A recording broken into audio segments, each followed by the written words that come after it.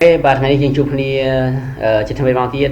បាទយើងជួបដល់ unit 11 how do you feel how do you feel បាទយើងធ្វើការបកប្រែអត្ថបទ Tapescript នៅខាងក្រោយទាំងស្រុងអូខេដើម្បីជាការរំលឹកពាក្យរំលឹក clear ប្រយោគសំខាន់ៗដែលយើងបានរៀនហើយនៅក្នុងមេរៀននេះណាអូខេ how do you feel តើអ្នកមានអារម្មណ៍ដូចម្ដេចអូខេបាទយើងបង្ហាញពីអារម្មណ៍ណាបាទមេរៀននេះអូខេ let's go អូខេយើងមើលពាក្យបាទមានពាក្យអីខ្លះនៅទីនេះបាទអានណាអានដល់ខ្ញុំឡើងវិញបាទយើងស្កត់ព្យាង្គនៅកន្លែងណាបាទកន្លែងអក្សរដិតហ្នឹងគឺកន្លែងស្កត់ព្យាង្គហើយណាអូខេតោះចាប់ដើម amazing amazing amazing បាទគួរឲ្យភ្ញាក់ផ្អើលណាគួរឲ្យភ្ញាក់ផ្អើលបាទ boring boring បាទគួរឲ្យធុញ relaxing relaxing បាទគួរឲ្យរំសាយអារម្មណ៍បាទលំហែអារម្មណ៍ interesting interesting គួរឲ្យចាប់អារម្មណ៍ disappointing disappointing បាទគួរឲ្យខកចិត្ត exciting exciting បាទគួរឲ្យរំភើបបាទហ្នឹងហើយជា stress យើង stress ឲ្យចំ syllable របស់វាឲ្យត្រឹមត្រូវណាព្រោះយើងមិនមែនអានស្មើទេពីអង់គ្លេសគឺច្រើនតែមាន stress យើងត្រូវ stress ឲ្យចំកន្លែងវាណាឲ្យតាមទៅតាម social អូខេឥឡូវយើងមើលកន្លែងនេះមួយទៀតបាទ Hey hey what are you reading Hey តើអ្នកកំពុងអានអ្វីហ្នឹងបាទ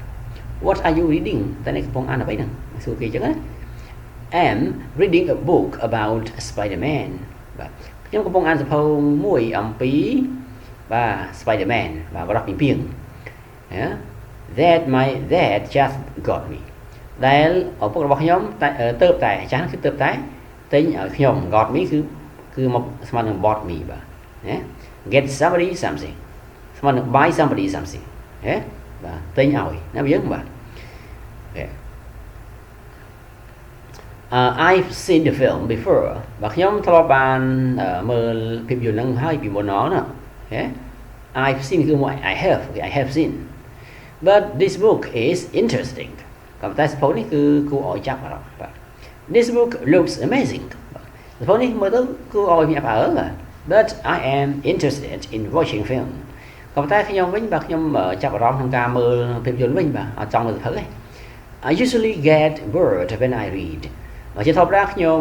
មានអារម្មណ៍ណាមានអារម្មណ៍ថាធុញបាទនៅពេលដែលខ្ញុំអានសៀវភៅបាទ get bored គឺយើងមានអារម្មណ៍បែបណាមួយណា get bored គឺមានអារម្មណ៍ថាធុញបាទ you know me បាទអ្នកស្គាល់ខ្ញុំមិនទេបាទខ្ញុំមិនបាទកំពុងអ្នកខ្ជិលមើលសៀវភៅណាមិនអានខ្ជិលអានសៀវភៅអូខេ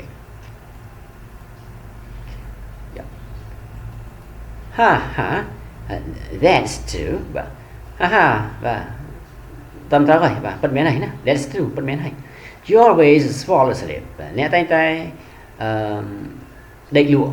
fall asleep ណាបាទ fall asleep ដេកលក់ណាបាទណា when you read នៅពេលដែលអ្នកអានសៀវភៅណា right ពិតមែនទេបាទ right ពិតមែនទេយើងប្រើពាក្យនេះបង្ហាញថាសួរបញ្ជាក់ទៀតបាទមែនអត់ but have you watched the new Spider-Man film yet ក៏ប៉ុន្តែតើអ្នកបាន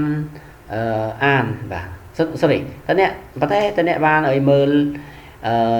រឿង Spider-Man ថ្មីបាទហើយហ្នឹងបាទ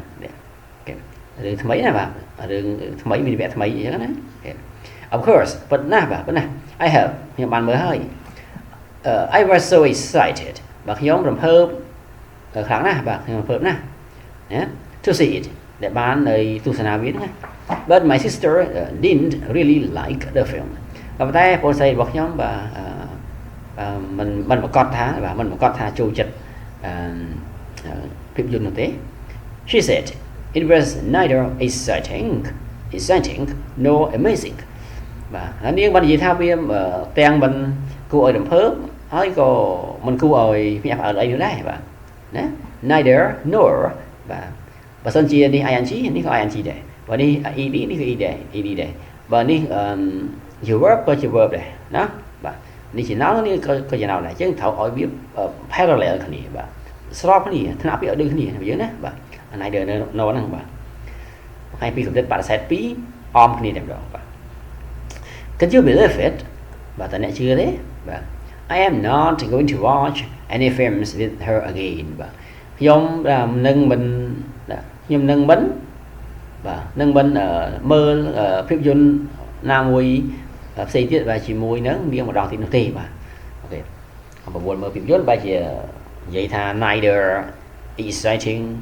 no amazing បាទខឹងណាស់បងបាទហ៎ស្អប់ណាខឹងណាអូខេចឹងឥឡូវយើងបាទសម្រាប់ Tapescript ប៉ុណ្នេះយើងចប់ហើយណាយើងបាទយើងមានអីចង់បន្ថែមបាទយើងក៏ចង់ឆ្ងល់អីបន្ថែមយើងអាចសួរបាទជា comment មកយើងបាទយើងអាច join ជា Telegram បាននៅក្នុង description មានបាទណាអូខេចឹងទាំងអស់គ្នា subscribe ម្នាក់មួយមកណាបាទហើយបើចូលចិត្ត like ផងបើគិតថាមានប្រយោជន៍ share yes see you later everyone see you next video